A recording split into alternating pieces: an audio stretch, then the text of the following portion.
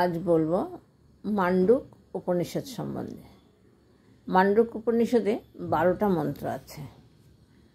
একটি হচ্ছে একটি বিশ্বের যা কিছু আছে, অতীত, বর্তমান, ভবিষ্যৎ সব ওং মধ্যেই নিহিত। ওং বাইরে কিছু নেই, ওংয়ের বাইরে কিচ্ছু নেই। 3 কাল অতিক্রম করে থাকা সত্য ওম। 2 নম্বরে সমস্তই ব্রহ্ম, এই আত্মায় ব্রহ্ম। এই আত্মায় 4টি অবস্থান আছে: জাগ্রত, স্বপ্ন, সুষুপ্তি ও তুরীয়। জাগ্রত অবস্থায় আত্মা বৈশানর নামে পরিচিত।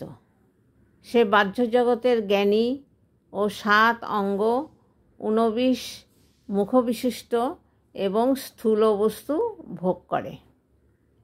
আর স্বপ্ন অবস্থায় আত্মা তৈজস নামে পরিচিত। স্বপ্ন অবস্থায় আত্মা থাকে তৈজস নামে পরিচিত, যে অন্তর্জগতে জ্ঞানী ও সূক্ষ্ম অভিজ্ঞ ভোগী।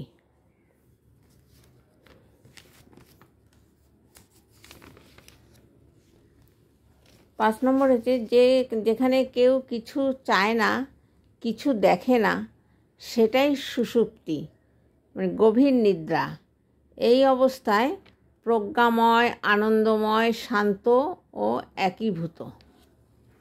এই 5টা বললাম, আর পরে আবার বাকিগুলো বলবো।